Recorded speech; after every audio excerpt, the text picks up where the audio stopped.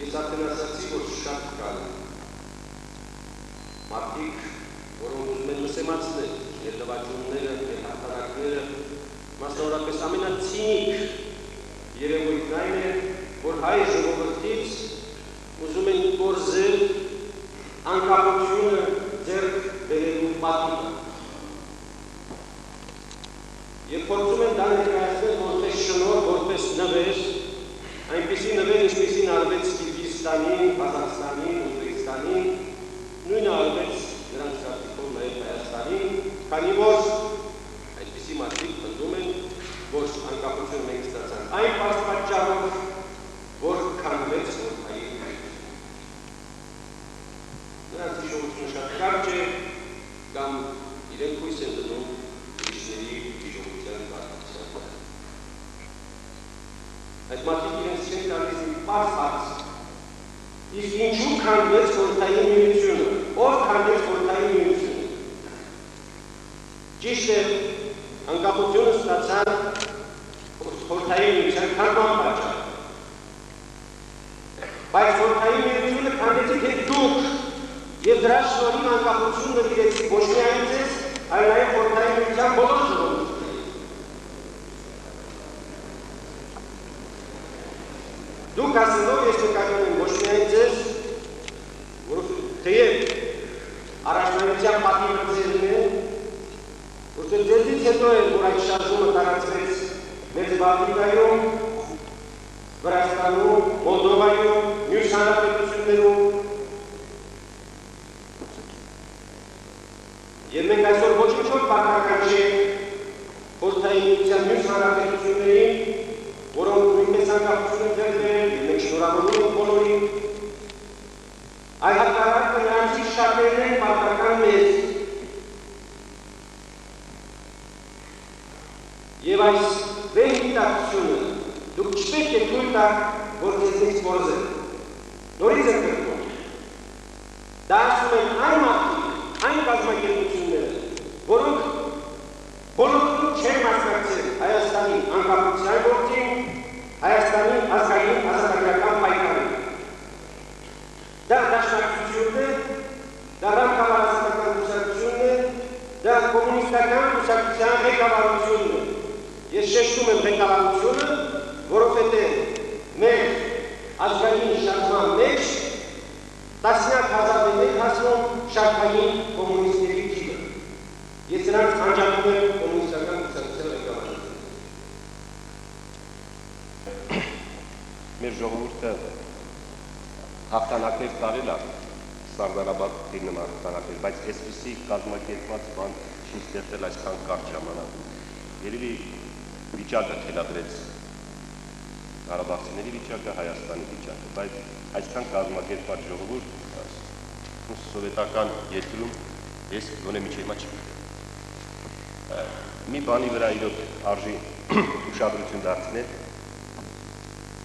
որ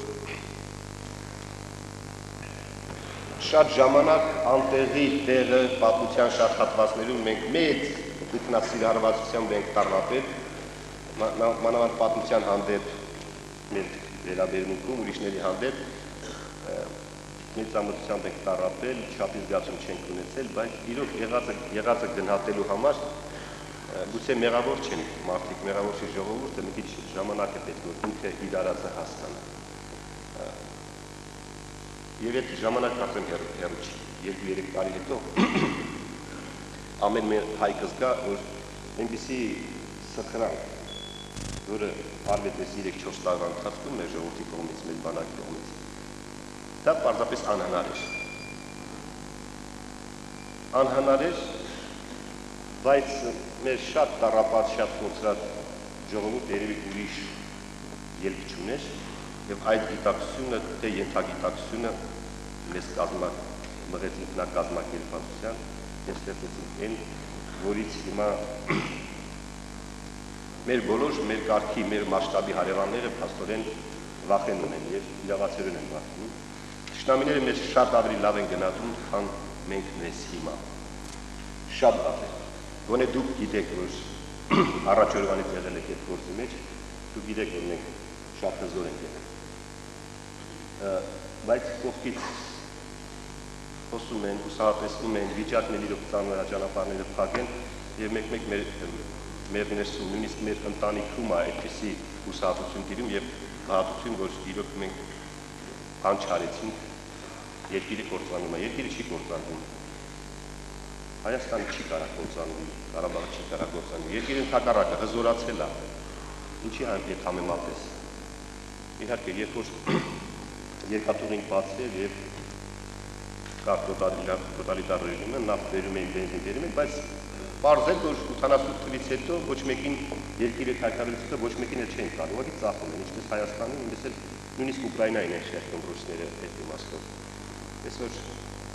մենք երկիրը չենք քայքայել, երկիրը մենք սարքում ենք, ու շատ լավ ենք սարքում։ Եվ ես կարծում եմ, այդ կառուցմանը ամենամեծ օգտակարությունը այդ կառույցներին թե բանակի, թե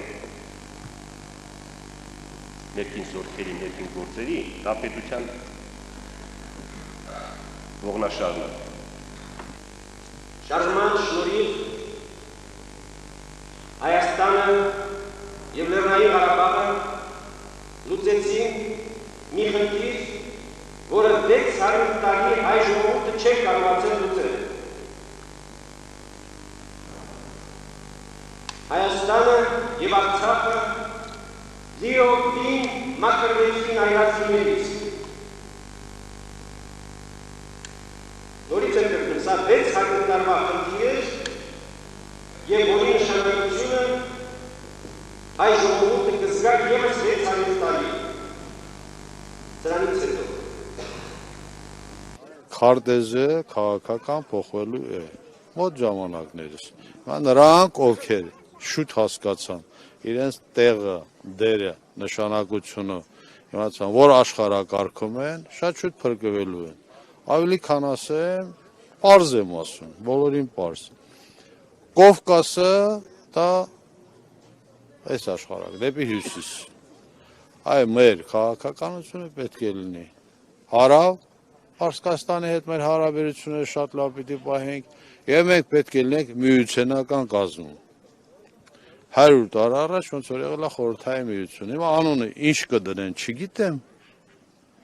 բայց հիմա նորից եմ ասում, աշխարհագրությունը փոխվել է։ Քաղաքական քարտեզը արդեն իսկ համանազատում սահմանագծում արածա, ոնց ես չգիտեմ, այս փուճուր երկիրների 2-3 միլիոն բնակիչ ունեցողները մտածել խոսում են, մենք ենք, մենք sense կանենք, մենք մեր իշխանությունը, ինքնիշխանությունը, աշխարհին պարտք չի կարելի, ամոթ է, մի խոսքը փիս ամոթ է։ Այդքան բան։ Եվ ես խոստանում եմ, որ այն հնարավորության սահմաններում չարաշահողը ժողովրդի պետության դեմ կանգնողը, մեր վաստակը ուրացողները, մեր վաստակի վրա քարքցողները միշտ բանտում են լինելու։ Սրանից հետո ավելի ու ավելի շատ, պարզապես հիմա բանտերում դեռ չկա։